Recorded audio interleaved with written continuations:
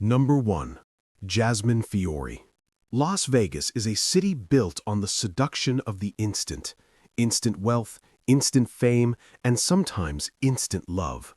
In 2009, Jasmine Fiore was the embodiment of that glittering promise. At 28 years old, she was a woman who seemed to vibrate with ambition and life. A Playboy model with a stunning physique and a smile that was camera-ready, she moved through the world with the confidence of someone who knew her worth. She was a personal trainer, a budding real estate investor, and a fixture in the neon-soaked nightlife of the Strip. But beneath the surface of the parties and the photo shoots, Jasmine was a woman looking for stability, looking for a partner who could match her intensity. Enter Ryan Jenkins. On paper, he was everything a woman in that world might dream of. He was a smooth-talking investment banker from Canada, a finalist on the reality TV show Megan Wants a Millionaire, and a man who projected an aura of unqualified success. When they met at a casino in March of 2009, the chemistry was not just a spark, it was an explosion. It was the kind of romance that scriptwriters dream of, passionate, overwhelming, and dangerously fast. Within 48 hours of meeting, in a chapel on the Las Vegas Strip, Jasmine Fiore and Ryan Jenkins were married. It was a whirlwind, a story to tell the grandkids, a leap of faith. But as we so often learn in these investigations, the faster the ascent, the harder the crash. Almost immediately, the fairy tale veneer began to crack. The man Jasmine had married was not the confident protector he pretended to be.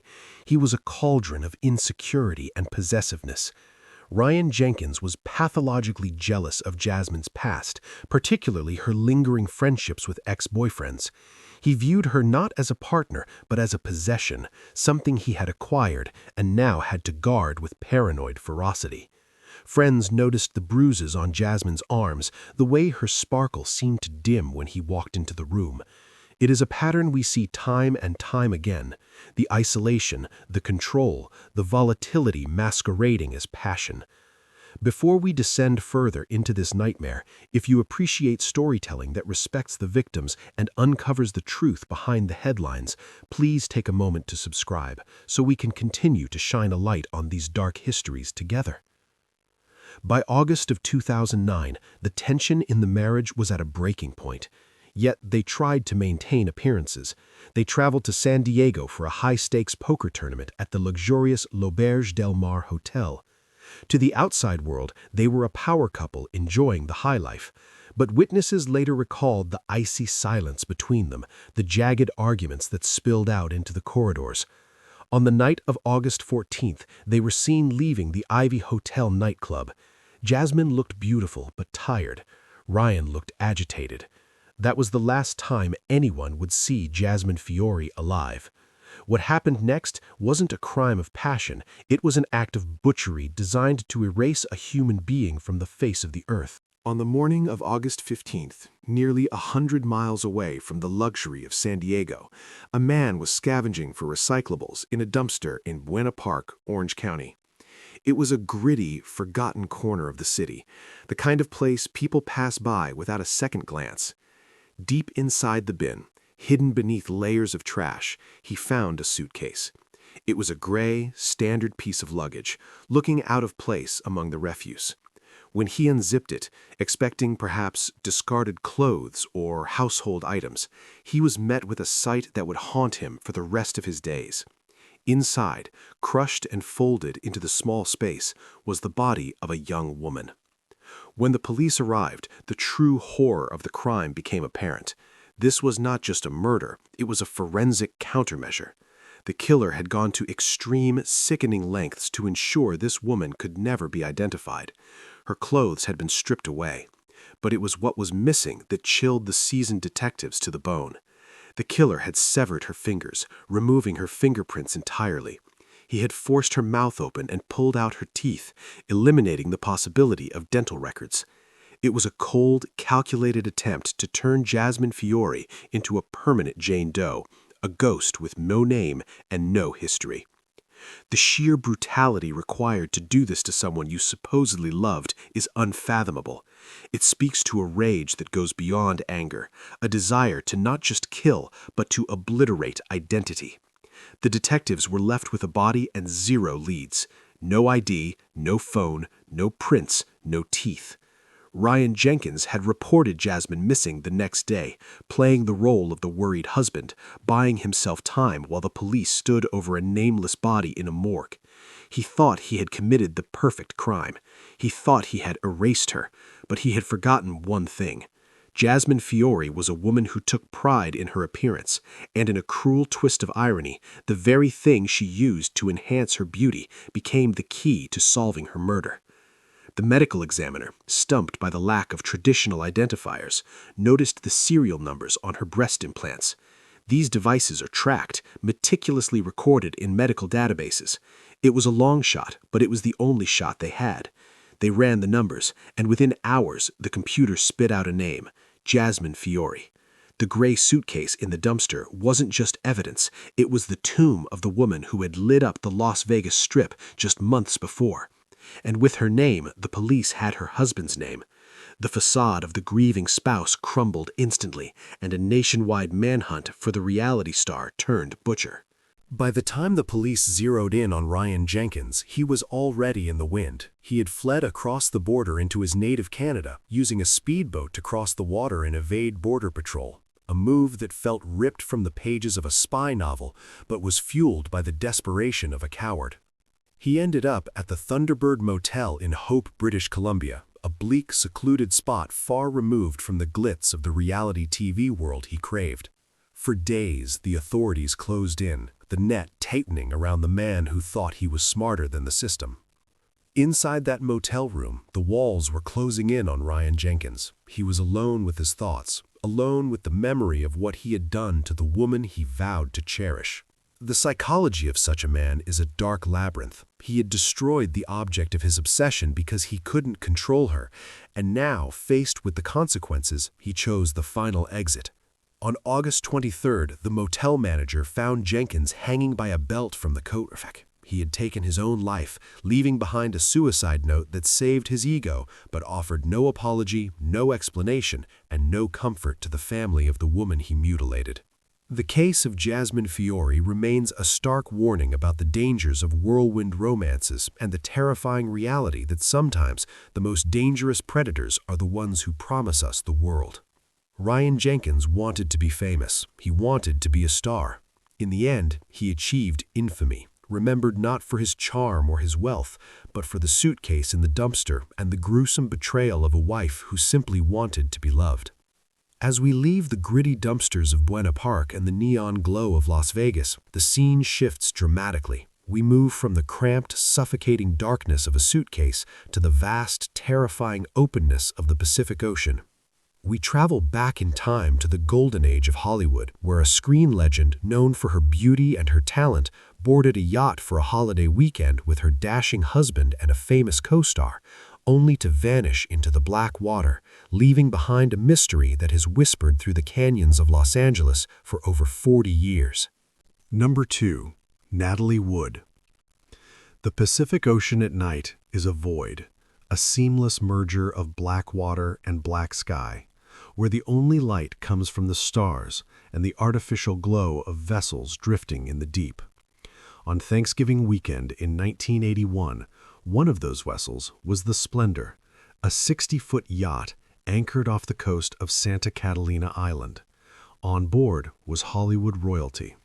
Natalie Wood was 43, a woman who had grown up on camera, transitioning from the little girl in Miracle on 34th Street to the icon of West Side Story and Rebel Without a Cause. She was the dark-eyed darling of the industry, a woman who seemed to possess an eternal, fragile beauty.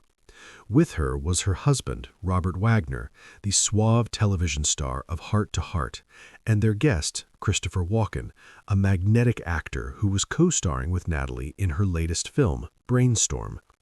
To any observer, it looked like a glamorous getaway for the rich and famous, but inside the mahogany-paneled cabin of the Splendor, the atmosphere was toxic. The air was thick with cigarette smoke, the sharp tang of heavy drinking, and a jealousy so palpable it felt like a fourth passenger. Robert Wagner, known to the world as RJ, was seething. He watched the chemistry between his wife and Christopher Walken with a growing paranoid rage. He felt marginalized, disrespected, and convinced that the on-screen romance was bleeding into real life. As the night deepened and the wine flowed, the tension snapped. Witnesses, including the boat's captain, Dennis Davern, later described a scene of terrifying volatility. Wagner picked up a wine bottle and smashed it against the table, sending glass flying. He turned on Walken, shouting the now infamous accusation, "Are you trying to fuck my wife?" The specialized quiet of the ocean amplifies sound, and that scream likely echoed over the waves, but there was no one around to hear it. Natalie, humiliated and terrified by her husband's explosive temper, reportedly left the salon to head to the master stateroom. She sought refuge from the testosterone-fueled storm brewing in the cabin. But what makes this story so chilling is that Natalie Wood had a lifelong, paralyzing fear of dark water. She was terrified of the ocean at night. Yet within hours, she would be swallowed by the very thing she feared most, leaving behind a mystery that has divided Hollywood for decades. The timeline of what happened after Natalie left the room is a fragmented puzzle, pieced together by changing stories and drunken memories. According to Wagner's initial account, he stayed up drinking with Walken, the two men eventually cooling down. When he finally went to bed around 1:30 a.m., he claimed Natalie was not there. He noticed that the small inflatable dinghy, the Prince Valiant, was also missing. His theory, the story that the police and the public were fed for years, was that Natalie, bothered by the banging of the dinghy against the hull, had gone out in her nightgown to retie it, slipped on the swim step, and fallen in. But the physical evidence told a darker, more painful story. When her body was found the next morning floating face down in a cove a mile away, she was wearing a flannel nightgown, wool socks, and a heavy red down jacket. The jacket, once waterlogged, would have weighed her down like a stone, pulling her under as she fought to stay afloat. The autopsy revealed bruises on her body, on her arms and her wrist, and a scratch on her neck. These were marks consistent not with a clumsy slip, but with a struggle. A woman trying to fend off an attack, or perhaps trying to climb back onto a boat while someone watched. The behavior of the men on the boat that night raises questions that scream for answers. If Wagner thought his wife had taken the dinghy to shore, why did he wait hours to call the Coast Guard? Why did he refuse to turn on the yacht's searchlights to scan the water immediately? The Coast Guard wasn't notified until 5:15 a.m., nearly 4 hours after he supposedly noticed she was gone. 4 hours.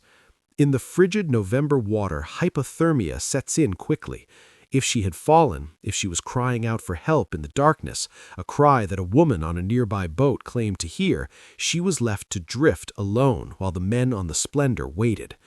The initial ruling of accidental drowning closed the book, but the ink never quite dried.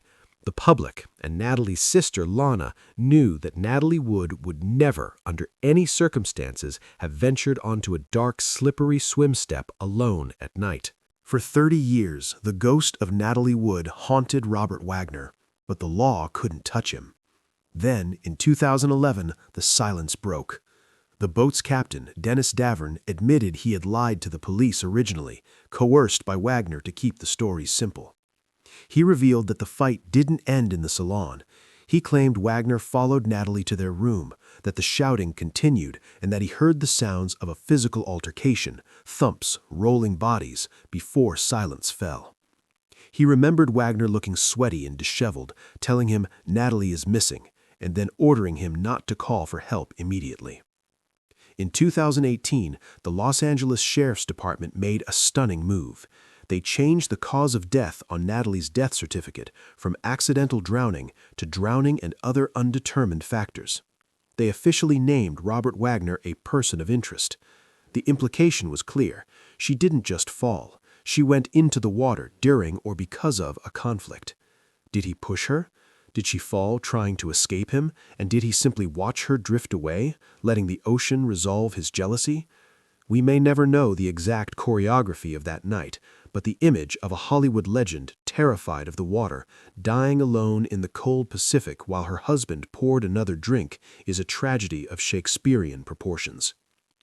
Natalie Wood was claimed by the sea, her voice silenced by the waves and the wealth that protected her husband.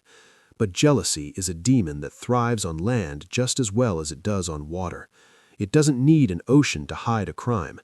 Sometimes the walls of a luxury bedroom are enough. We move now from the rolling deck of a yacht to the plush, velvet-lined world of high society mistresses. Our next victim was a woman who navigated the dangerous currents of a wealthy heir's affection, only to be left defenseless when the money ran out, brutally bludgeoned in her sleep not by a stranger, but by a lover who wielded a baseball bat like a judge's gavel. Number 3. Vicky Morgan. In the late 70s and early 80s, Vicky Morgan was a name whispered in the hushed, velvet-lined corridors of American power. She was the ultimate kept woman, the stunning blonde mistress of Alfred Bloomingdale, the heir to the department store fortune and a close confidant of President Ronald Reagan. For 12 years, Vicky lived a life of shadow luxury, secret apartments, monthly allowances that rivaled executive salaries, and the kind of access that most people only see in movies. She was beautiful, yes, but she was also a woman navigating a dangerous game of dependency. When Alfred Bloomingdale died in 1982, the faucet of cash was abruptly turned off by his widow, Betsy. Vicky was cast out of the kingdom, left to fight a very public, humiliating palimony lawsuit that dragged the secrets of the elite onto the front pages of the tabloids. Stripped of her protector and her income, Vicky's life began a rapid, spiraling descent. The mansions and the limousines were replaced by a modest condo in Studio City and a mountain of mounting debt. In this vulnerable state, she met Marvin Pancoast. Pancoast was a struggling office administrator, a man who existed on the periphery of the Hollywood dream. He offered Vicky a place to stay, a semblance of stability in her chaotic freefall. But Pancoast was not a savior. He was a man consumed by his own demons. He was infatuated with Vicky, obsessed with her beauty and her connection to high society, yet he was deeply resentful of the very past that defined her. Their relationship was a volatile cocktail of financial panic and possessive rage. Pancoast knew he could never give Vicky the life Bloomingdale had given. He watched her, paranoid that she would leave him for another wealthy benefactor, jealous of the ghost of the billionaire that still seemed to occupy a space in their bed. The arguments were frequent and loud, echoing through the thin walls of their condo. Vicky, battling depression and the stress of her legal war, was trapped with a man whose insecurity was curdling into something lethal. Before we uncover the gruesome end of this Hollywood tragedy, if you are drawn to stories that explore the dark psychology behind the headlines, please remember to subscribe to the channel. By the summer of 1983, the heat in Los Angeles was oppressive, mirroring the pressure inside the condo on Laurel Canyon Boulevard. Vicky Morgan was trying to rebuild, trying to find a way out of the hole the Bloomingdale affair had left her in. She didn't know that the man sleeping under the same roof had decided that if he couldn't afford to keep her, no one else would ever have the chance to buy her. The night of July 6, 1983, was quiet in the San Fernando Valley. Vicky Morgan, exhausted from the weight of her crumbling world, went to sleep in the master bedroom. She was 30 years old, her face still gracing newspapers, but in that room she was just a tired woman seeking rest. Marvin Pancoast waited. He waited until the rhythm of her breathing evened out, until she was deep in the vulnerability of sleep. He didn't reach for a gun or a knife, weapons that are quick and often impersonal. He went to the closet and retrieved a wooden baseball bat. What happened next was an explosion of pent-up inadequacy and rage. Pancoast stood over the sleeping woman and brought the bat down with sickening force. It wasn't a single blow. It was a frenzied, relentless attack. He beat her until the bat cracked. He beat her until the woman who had charmed billionaires was unrecognizable. The sheer physical exertion required to kill someone this way speaks to a hatred that is intimate and personal. He wasn't just killing Vicky Morgan, he was smashing the symbol of everything he couldn't attain, punishing her for a life he could never provide. The silence that followed must have been deafening, but Pancoast didn't flee. He didn't try to hide the body or stage a break-in. In a surreal twist that shocked the LAPD, Marvin Pancoast walked into the North Hollywood police station the next morning. He was calm, almost detached. He walked up to the desk sergeant and simply stated, "I just killed Vicky Morgan." The officers, initially skeptical that this nondescript man had murdered the famous mistress, were led back to the condo. There, amidst the mundane setting of a suburban bedroom, they found a scene of carnage that looked less like a domestic dispute and more like a battlefield execution. The investigation into Vicky Morgan's death peeled back the layers of a desperate, toxic dynamic. Pancoast's confession was detailed. He claimed he did it to relieve her of her suffering, a twisted justification from a man who had appointed himself the angel of death. However, the evidence pointed to a motive far more grounded in earthly sins, jealousy and control. Pancoast was terrified she was going to kick him out, terrified she was going to leave him behind. In his warped mind, possession was absolute. By destroying her, he ensured she would never belong to anyone else. The media frenzy was intense. Conspiracy theories swirled immediately. Was Pancoast a hitman hired to silence Vicky about the sex tapes she allegedly possessed of high-ranking government officials? Was this a political assassination masked as a domestic homicide? While those theories sold magazines, the truth was likely the grim reality accepted by the jury. Marvin Pancoast was a small, jealous man who snapped. He was convicted and sentenced to 26 years to life in prison, where he would eventually die of HIV-related illness.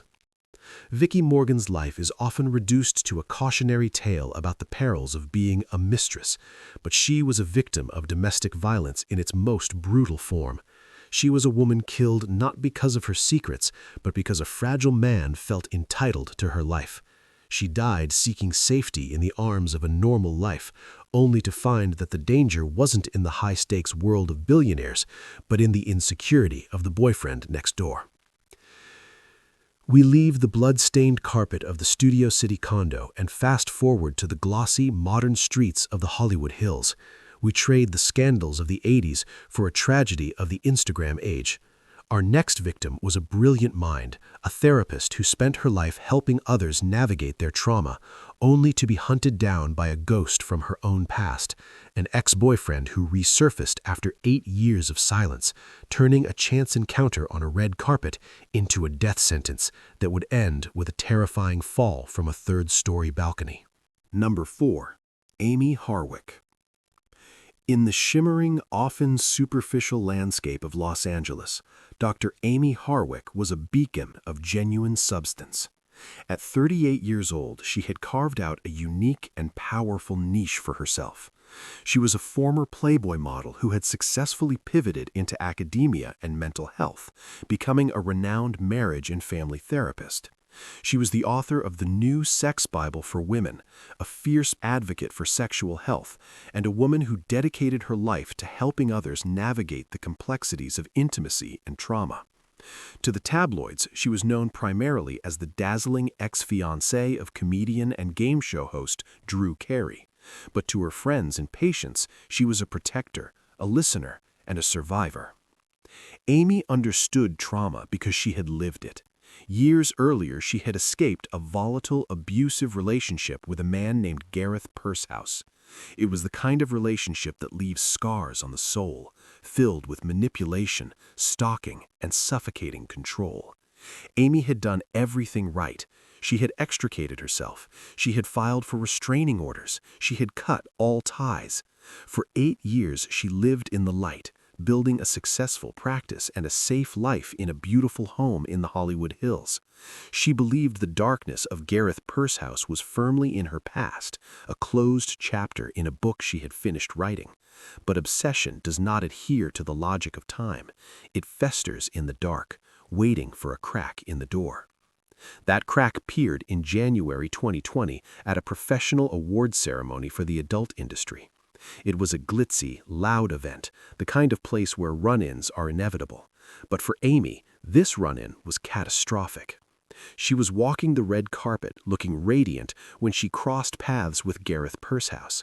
He was there working as a photographer. Witnesses described the encounter as chilling. Gareth didn't just say hello, he exploded. He berated her, making a scene, his anger from a decade ago erupting as if no time had passed at all. He was sobbing, yelling, accusing her of ruining his life. Amy, ever the professional, tried to de-escalate, but she left that event shaken to her core. She told her friends, "I think he's going to hurt me." She texted her brother, terrified that the monster was back. The restraining order she once had effectively expired in 2015. In the eyes of the law, she was unprotected. In the eyes of Gareth Pursehouse, she was available to be punished. February 15th, 2020, the day after Valentine's Day. The world was still awash in hearts and red roses, but the atmosphere inside Amy's multi-story hillside home was about to turn into a horror movie. Amy had returned from a night out with friends, settling into the sanctuary of her bedroom on the 3rd floor. She wasn't alone in the house. Her roommate was downstairs, a detail that would become crucial to the timeline of the terror. In the dead of night, the silence of the Hollywood Hills, usually broken only by the wind in the canyons, was shattered by the sounds of a violent struggle. Gareth Pursehouse had not just gone home to stew after the red carpet encounter, he had planned. Evidence suggests he broke into the home, lying in wait or ambushing her in the place she felt safest. Up on the 3rd floor, Amy was fighting for her life. The roommate, awoken by the sounds of crashing furniture and muffled screams, realized with dawning horror that someone was in the house. He couldn't get to Amy. The violence was too close, the threat too immediate. In a panic, he managed to escape the house, jumping over a wall to a neighbor's property to frantically dial 911. He told the dispatchers that his roommate was being assaulted, that there was a man inside. Inside the bedroom, the physical mismatch was brutal. Gareth, a large, hulking man, overpowered the petite therapist. The autopsy would later reveal manual strangulation marks on her neck. He was choking the life out of her, silencing the voice that had empowered so many women. But strangulation wasn't the end of his rage. In a final of supreme malice, he dragged her to the French doors that opened onto the balcony. The drop was terrifying, 3 stories down to a concrete patio covered in ivy. We can only imagine the sheer terror of those final seconds, the realization that the man she had feared for a decade was going to be the last thing she ever saw. When police officers arrived, the house was silent. They swept the perimeter, flashlights cutting through the darkness. It was under the balcony, amidst the landscaping, that they found Amy. She was unresponsive, her body shattered by the fall, but she was clinging to a thread of life. She was rushed to the hospital, where doctors fought to save her, but the injuries were catastrophic. A broken pelvis, severe brain trauma, and the telltale signs of strangulation. Amy Harwick died hours later. The woman who would spend her career teaching others how to set boundaries and find safety had been murdered because one man refused to accept those boundaries. Gareth Pursehouse was arrested shortly after. Inside his home, detectives found a syringe with a lethal dose of nicotine, a poison he had seemingly prepared but didn't use, opting for the brutality of his own hands instead. He was charged with murder and burglary with the special circumstance of lying in wait. In 2023, a jury found him guilty, and he was sentenced to life in prison without the possibility of parole. During the trial, the audio of Amy's fear, her texts, her conversations with friends, painted a damning portrait of a woman who knew she was being hunted. Amy's death sparked a movement. It highlighted the deadly loophole in the legal system regarding restraining orders, how they expire, leaving victims vulnerable to stalkers whose obsession never fades. The Justice for Amy campaign sought to change laws to better protect victims of domestic violence. Her legacy is not just in the books she wrote, but in the lives she might save through the changes her death inspired. But as we mourn the therapist who fell from the heights of Hollywood, we must turn our gaze to another glamorous woman, a model and law graduate who thought she had found her Prince Charming in a national hero. We leave the sprawling open hills of Los Angeles and travel thousands of miles to the high-security, gated estates of Pretoria, South Africa. It is Valentine's Day. There is a beautiful woman, a famous athlete, and a bathroom door that is locked from the inside. But unlike Amy, who was thrown into the open air, our next victim was trapped in a tiny tiled box with no way to escape the bullets that were about to tear through the wood. Number 5. Reva Steenkamp. Valentine's Day is meant to be a celebration of love, a day marked by roses, chocolates, and romantic gestures. But in the early hours of February 14, 2013, inside the fortified walls of the Silver Woods country estate in Pretoria, South Africa, the concept of love was being dismantled by the sharp, cracking sound of gunfire. Reeva Steenkamp was the woman every girl in South Africa wanted to be, and every man wanted to be with. At 29, she was a law graduate, a rising reality TV star, and a model with a face that graced magazine covers across the nation. She was articulate, driven, and kind, an activist against domestic violence who had planned to give a speech to schoolchildren about abuse the very next day. Her partner was Oscar Pistorius, the Blade Runner. He was an international icon, a man who had overcome the amputation of both legs to compete in the Olympics against able-bodied athletes. Together, they were the golden couple of South Africa, a pairing that screamed success and glamour. But beneath the magazine-spread perfection, there was a jagged undercurrent of fear. Oscar was a man known for his short fuse, his reckless love of firearms, and a jealousy that bordered on paranoia. Texts recovered later would reveal Reva's own trepidation. She had written to him weeks prior, "I'm scared of you sometimes, and how you snap at me." On that sweltering summer night in Pretoria, the couple had retired to Oscar's ultra-secure home. To the outside world, they were safe, protected by high walls, electric fences, and armed guards. But safety is an illusion when the danger is sleeping next to you. Sometime after midnight, the silence of the estate was broken. Neighbors would later testify to hearing voices, loud, arguing voices, drifting through the night air.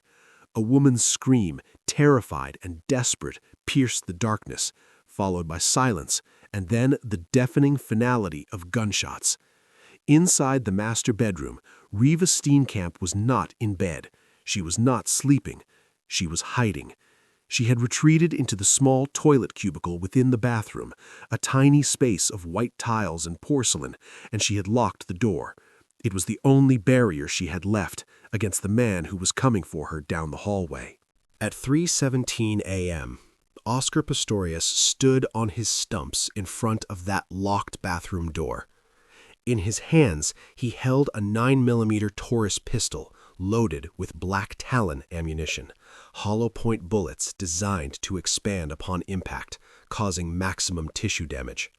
He didn't call out to ask if Reeva was okay. He didn't check the bed to see if she was there. He raised the weapon and fired 4 times through the wood. The bullets tore through the door at hip height. Inside the cubicle, there was nowhere to run.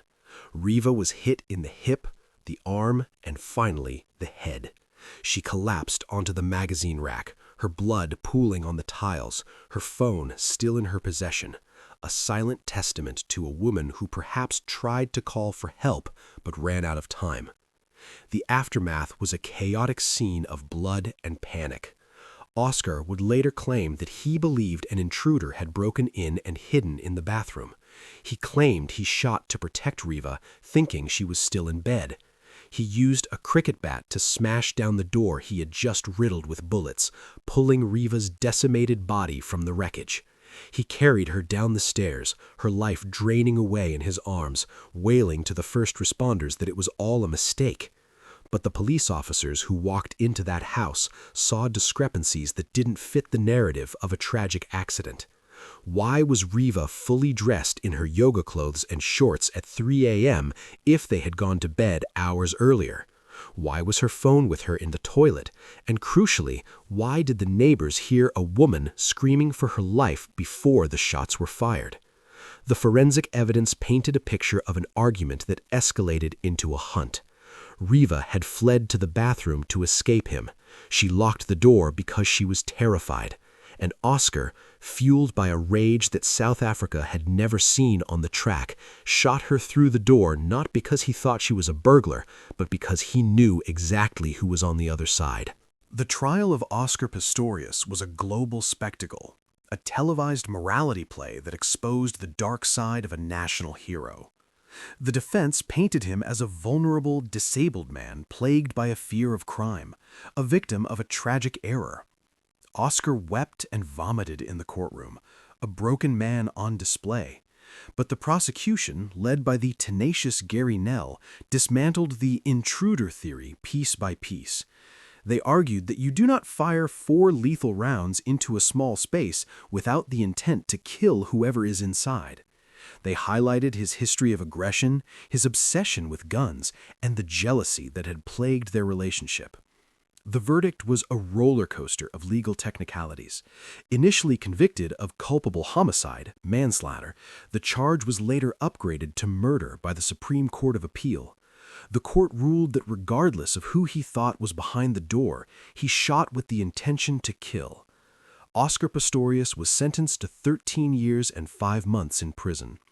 He was released on parole in early 2024, a graying, diminished figure. But Reeva remains forever 29. Her death started a conversation about intimate partner violence that reverberates to this day. She was the victim of a man who loved his guns more than he controlled his temper, a man who turned Valentine's Day into a massacre. Reeva's death was loud, explosive, and instant. But intimate partner violence doesn't always involve a gun. Sometimes the weapon is just a pair of fists and a heavy, crushing silence. We leave the fortified estates of South Africa and travel to the cold, historic streets of Vilnius, Lithuania. We enter a hotel room where a beloved French actress is about to lose her life, not because of a grand betrayal, but because of a single innocent text message from her ex-husband that sent her rock star boyfriend into a lethal, quiet rage. Number 6. Marie Trintignant. Vilnius, Lithuania, is a city of Baroque architecture and cobblestone streets, a place that feels removed from the frantic pace of Paris. In the summer of 2003, it was the temporary home of French cinema royalty. Marie Trintignant, 41 years old and the daughter of the legendary actor Jean-Louis Trintignant, was there filming a movie about the life of the writer Colette. Marie was a beloved figure in France, bohemian, talented, and fiercely independent. She was a mother of 4 sons from different fathers, a woman who lived life on her own terms, much like the feminist icon she was portraying on screen. Accompanying her was her boyfriend, Bertrand Cantat, the charismatic and brooding lead singer of France's most famous rock band, Noir Désir. Cantat was often called the French Jim Morrison, a man known for his poetic lyrics and his intense, rebellious persona. Their relationship was new, passionate, and, to those watching closely, dangerously volatile. Cantat was possessive. He shadowed Marie on set, his jealousy simmering under the surface of their artistic romance. He isolated her from her friends and family, a classic precursor to violence that was mistaken for intense devotion. On the night of July 26th, inside their suite at the Hotel Domina Plaza, the fuse was lit by the most mundane of modern triggers, a text message. Marie received a message from her ex-husband, Samuel Benchetrit. It was innocuous, a friendly note about the film they were working on together. But to Cantat, fueled by alcohol and a fragile ego, it was an act of betrayal. The text message became the catalyst for an explosion of rage that would shatter the silence of the hotel room. The argument started with shouting, but it didn't end there. In the enclosed space of Suite 35, the rock star who sang about love and revolution turned his hands into weapons against the woman he claimed to adore. What followed was not a fight. It was a unilateral beatdown that would leave the darling of French cinema fighting for every breath. The violence that occurred in that room is difficult to reconcile with the image of a passionate lover's quarrel. Forensic reports would later reveal that Marie was struck at least 19 times in the face and head. 19 times. These were not slaps. They were crushing blows that fractured the bones of her face and caused her brain to detach from her skull. She was knocked unconscious, collapsing onto the floor. But the true horror of this case isn't just the violence, it is the silence that followed. After beating Marie into a coma, Bertrand Cantat did not call 911. He did not rush to the lobby screaming for a doctor. Instead, he picked her up and placed her in the bed. He wiped the blood from her face. Then he began a terrifying game of delay and deception. He called Marie's brother, Vincent, who was also in Vilnius, and told him that Marie was just drunk and sleeping it off. He insisted that she shouldn't be disturbed. For hours, while Marie lay on the mattress, her brain was swelling against the confines of her skull, a condition known as cerebral edema. Every minute that ticked by was a minute of life slipping away. Cantat spent the night pacing the room, occasionally checking on the woman he had battered, maintaining the lie that she was merely resting. It wasn't until the next morning, nearly 7 hours after the assault, that help was finally summoned. By then, it was too late. When paramedics arrived, they found Marie in a deep coma, her pupils blown, her body shutting down. The doctors in Vilnius performed emergency surgery to relieve the pressure on her brain, but the damage was catastrophic and irreversible. The sleeping beauty in the hotel bed was never going to wake up. Marie Trintignant was flown back to Paris on a special medical plane, a final journey home for a woman who was already gone. She died on August 1, 2003, surrounded by her devastated family. Her death sent shockwaves through France. It forced the nation to confront its romanticized view of crimes of passion. This wasn't passion, it was brutality. At the trial in Lithuania, Cantat tried to paint himself as a victim of circumstances, claiming he slapped her once and she fell. But the autopsy told the truth of the 19 blows. He was convicted of murder with indirect intent and sentenced to 8 years in prison.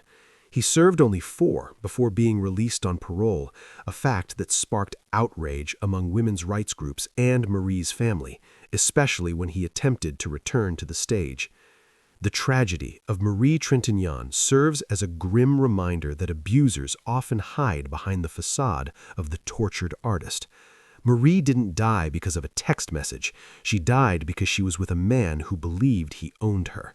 She was a woman who portrayed strong, complex characters on screen, but in the final scene of her life, she was stripped of her voice, left to fade away in a foreign hotel room while her killer watched and waited. From the silent, slow death in a European hotel, we move to the sunny coastal vibes of Redondo Beach, California. We trade the rock star for a man who once wore a badge, a former police officer who knew the law but chose to break the ultimate commandment. Our next victim was a vibrant reality TV attorney, a legal diva who fought for others in the courtroom, but found herself defenseless in her own living room against a boyfriend who traded a gavel for a hunting knife. Number 7. Laurana Neshchi. Redondo Beach, California is the epitome of the laid-back West Coast dream: ocean breezes, palm trees, and expensive real estate.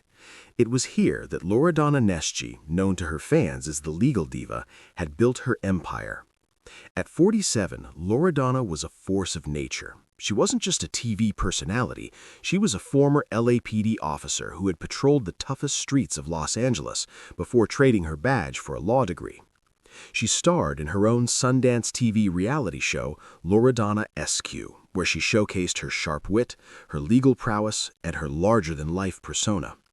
She was a woman who knew how to handle herself in a fight, a woman who projected strength and invincibility. But inside her bungalow on Nelson Avenue, a different kind of fight was draining her spirit. She lived there with her boyfriend of many years, Robert Reagan. On the surface, they were a striking pair, she the fiery, successful attorney, and he a rugged former model and civil engineer. They shared a young son, Rocco, and a life that looked perfect on Instagram. But behind closed doors, the dynamic was crumbling. Robert was struggling financially, his businesses failing, while Loredana was the primary breadwinner. The power imbalance bred resentment. The arguments became frequent, fueled by money and a relationship that had long passed its expiration date. Friends knew Loredana wanted him out. She was planning to leave him, to reclaim her space and her peace. She was a woman who knew the law, knew her rights, and was ready to move on. But leaving a controlling man is the most dangerous time in a woman's life, even for a former cop. In July 2015, the tension in the house was palpable. Loredana was done. She had essentially told Robert the relationship was over. But Robert Reagan wasn't packing his bags. He was stewing in a toxic mix of entitlement and desperation. He was a man who felt his lifestyle slipping away, and he viewed Loredana not as a partner to be cherished, but as an adversary to be defeated. On the morning of July 22nd, the sun rose over Redondo Beach, but the light would never reach Loredana again. The woman who had spent her life fighting for justice was about to face a lethal injustice in the sanctuary of her own living room. At 7:20 a.m., a call came into the Redondo Beach Police Department. It was Robert Reagan. His voice was eerily calm, devoid of the frantic panic one would expect from a man whose partner was dying. He told the dispatcher there had been a domestic dispute. He didn't scream for an ambulance. He simply reported an incident. When officers arrived at the bungalow, they were met with a scene that defied the calm of the morning. Inside the home, Laurana Neshchi lay dead. This wasn't an accidental fall or a minor injury gone wrong. The legal diva had been gutted. The weapon found at the scene was a hunting knife, a large fixed-blade weapon designed for skinning game, not for a domestic argument. Robert Reagan's story was a classic fabrication of the abuser. He claimed self-defense. He told detectives that Loredana had attacked him with the knife during an argument, and in the struggle she had fallen onto the blade. It is a story police hear often, a desperate attempt to rewrite physics and logic. But the forensic evidence told a different story. The wound was massive, deep, and deliberate. You do not fall onto a hunting knife with enough force to sever major arteries and organs unless someone is driving that steel into you. The brutality of the act stood in stark contrast to Robert's demeanor. He had killed the mother of his child, the woman who had supported him, and then stood over her body, concocting a lie to save his own skin. Loredana, the woman who had trained to disarm suspects, had been caught off guard in the one place she shouldn't have needed her training. The police arrested Reagan immediately. The community was in shock. How could the strong, vibrant Loredana be gone? The reality was that her strength was no match for the element of surprise and the lethal intent of a man who refused to let go. The trial of Robert Reagan peeled back the layers of his deception. Prosecutors painted a picture of a man who was desperate, broke, and furious that his meal ticket was kicking him out.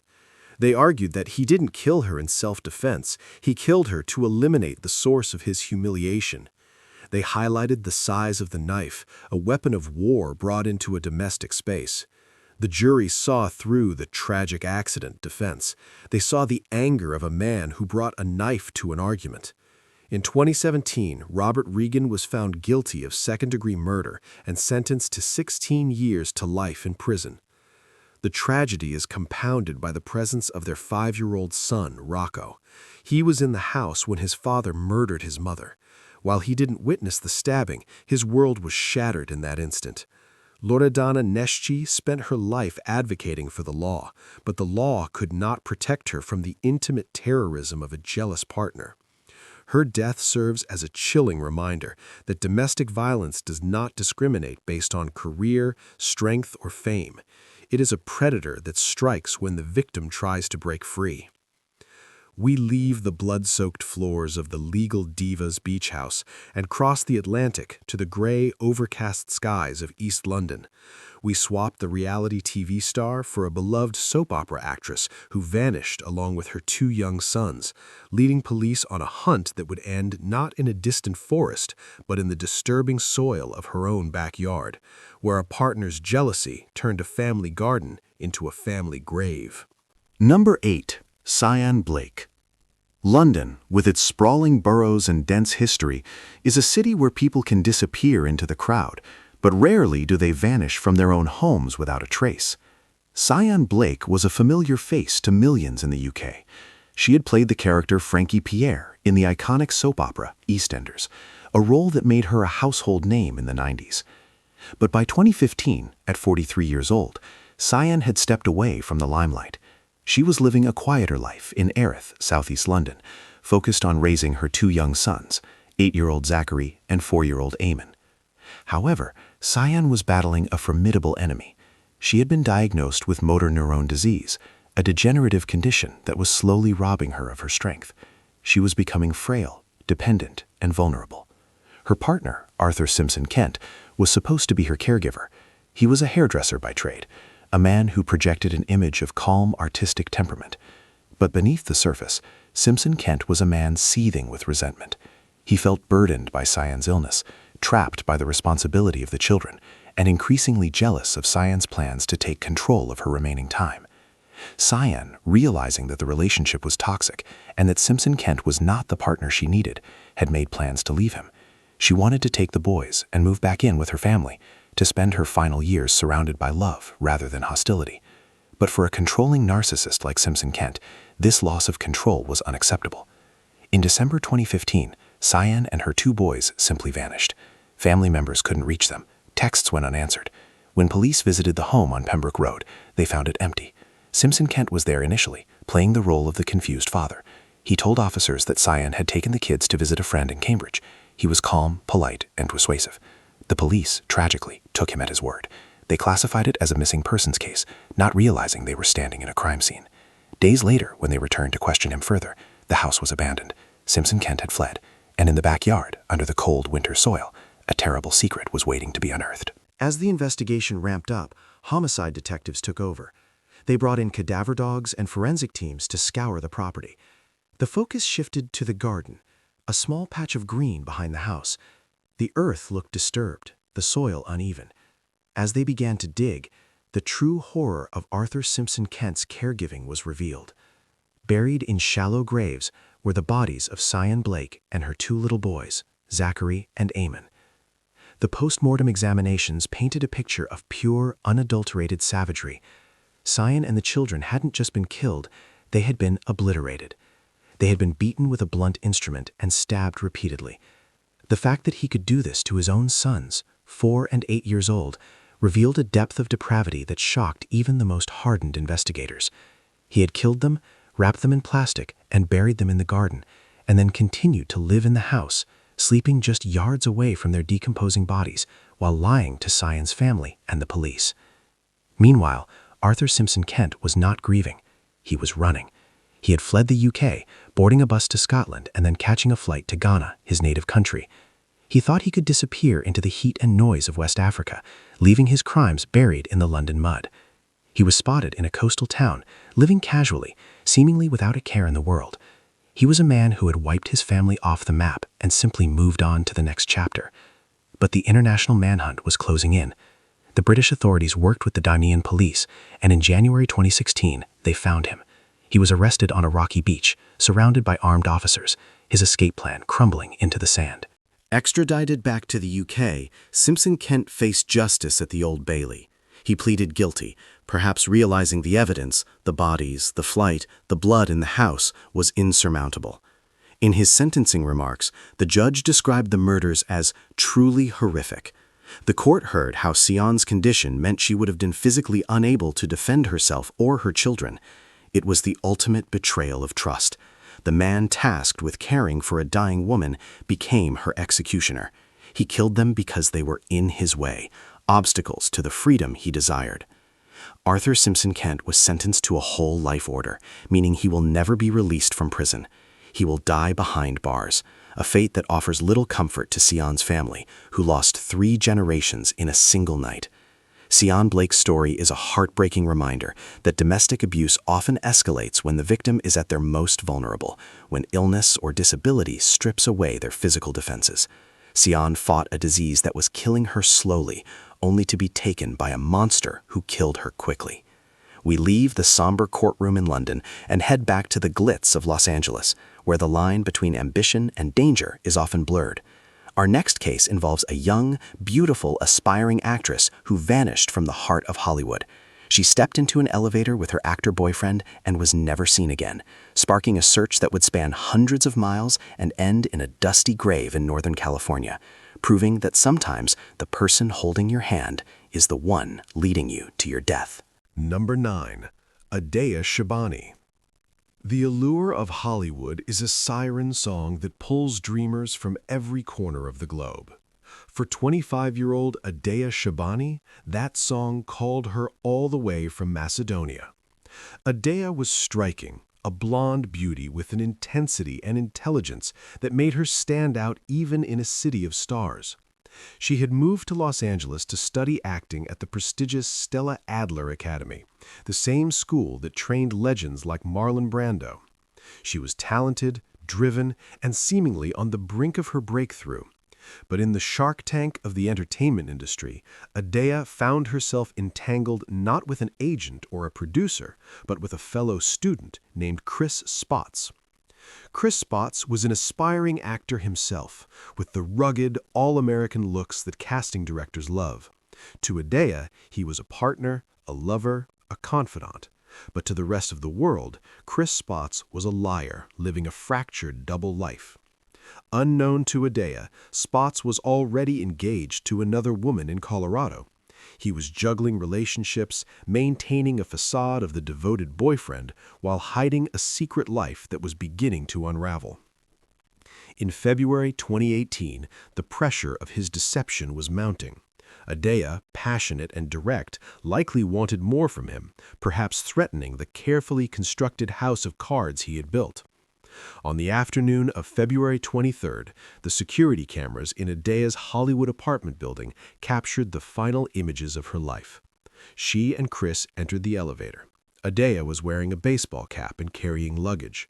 They looked like a couple heading out for a weekend getaway, perhaps a road trip to Northern California. But there was a heaviness in the air, a lack of the usual excitement one sees in young lovers on vacation. The elevator doors closed, sealing them inside a steel box. They walked out to the parking garage, got into Chris's Toyota Tacoma, and drove out into the Los Angeles traffic. Adea Shabani would never be seen alive again. When she failed to show up for her acting classes, something the disciplined student never did, her friends sounded the alarm, sparking one of the most intense missing persons investigations in recent LAPD history. As detectives zeroed in on Chris Spots, his story began to shift like sand. He told investigators that he and Adea had indeed gone on a road trip, but they had gotten into a heated argument near Santa Clarita, just north of Los Angeles. He claimed he pulled over, let her out on the side of the freeway, and drove off, leaving her there. It is a story police hear often in domestic homicide cases, the "she just walked away" defense. But digital forensics tell no lies. The data from Spots' phone and truck painted a very different map. He hadn't stopped in Santa Clarita. Instead, his vehicle had traveled hundreds of miles north, deep into the rugged wilderness of the Spenceville Wildlife Area near Sacramento. Sensing the walls closing in, Chris Spots did what guilty men often do. He ran. He fled Los Angeles, heading back to Colorado, perhaps hoping to find sanctuary in his other life. But the LAPD had issued a warrant for his truck. On March 22, 2018, police in San Bernardino spotted a stolen Toyota Tacoma. It was Spots. What followed was a desperate high-speed chase across the freeways of Southern California. With news helicopters filming overhead, Spots weaved through traffic, a man running out of road and out of options. The chase ended not with a surrender, but with a gunshot. As police moved in to arrest him, Chris Spots turned a gun on himself inside the cab of the truck. His suicide was a final act of cowardice. He took the location of Adea's body to his grave, leaving her family in a torturous limbo. Was she still alive? Was she hurt?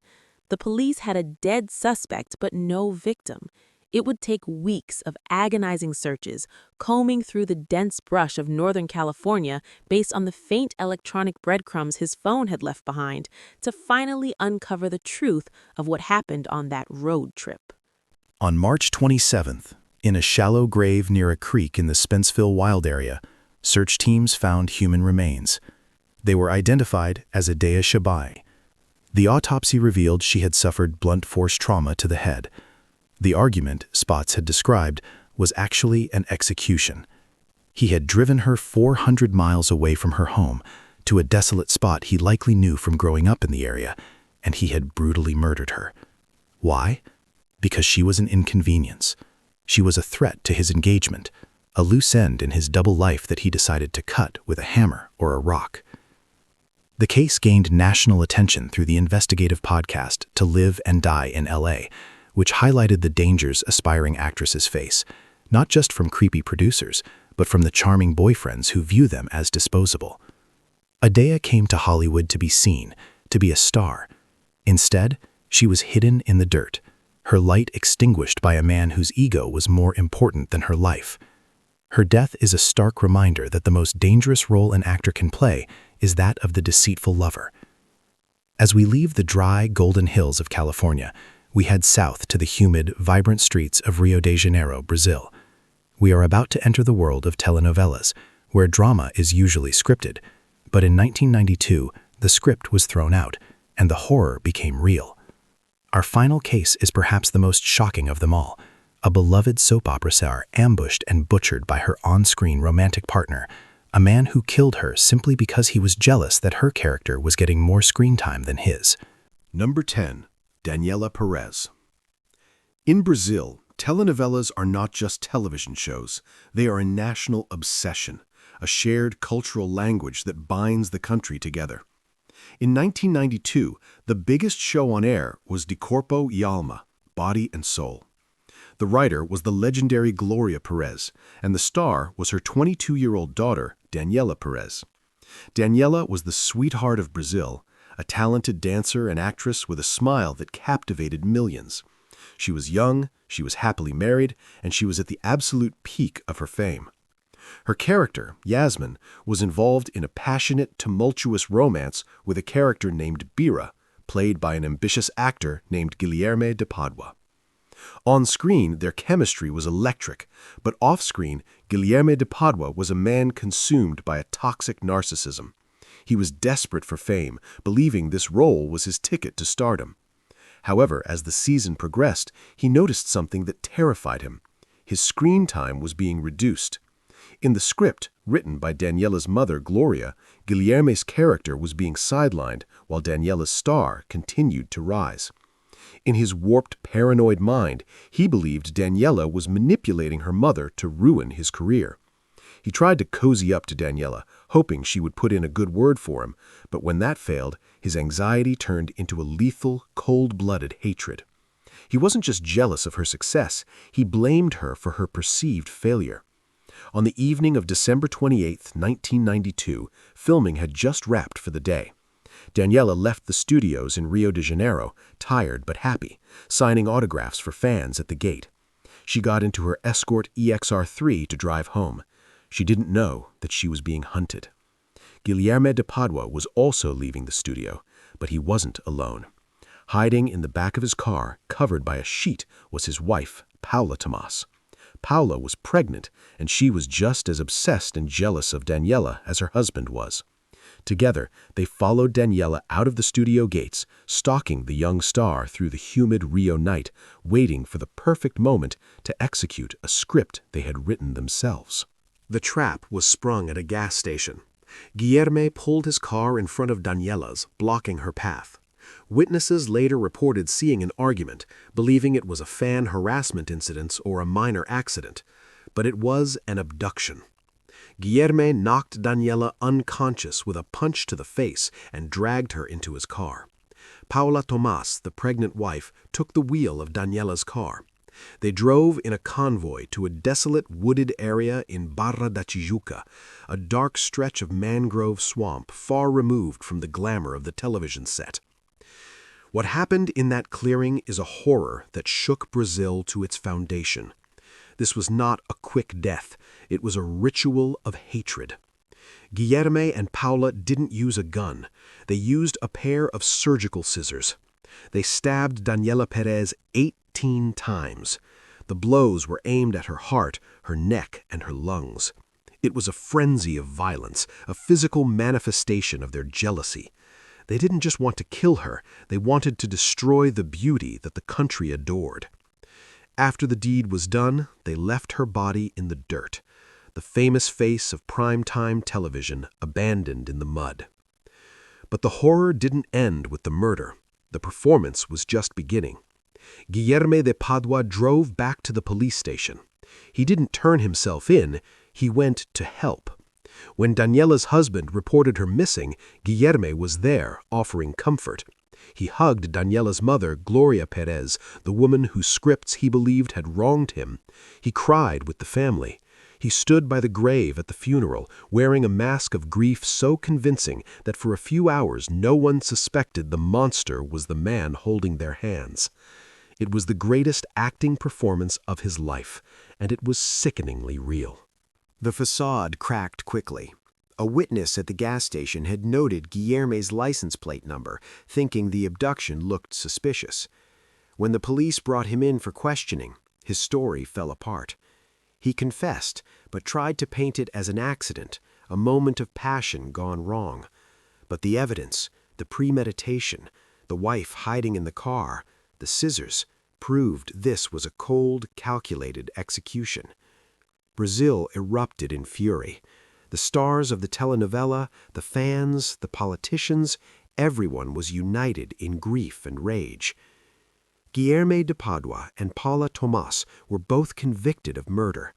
They were sentenced to 19 years in prison, but due to Brazil's lenient laws at the time, they were released after serving only 6 years.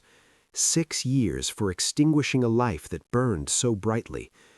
The injustice spurred Gloria Perez to lead a massive campaign, collecting over 1 million signatures to change the Brazilian penal code, making heinous crimes like this subject to harsher penalties. She turned her grief into a legacy that protects others, ensuring that Daniela's death was not in vain. Guilherme de Padua died of a heart attack in 2022, a free man who became a pastor, claiming he had found God. But to the people of Brazil, he remained the Judas of television, the man who killed the country's sweetheart because he couldn't handle sharing the spotlight.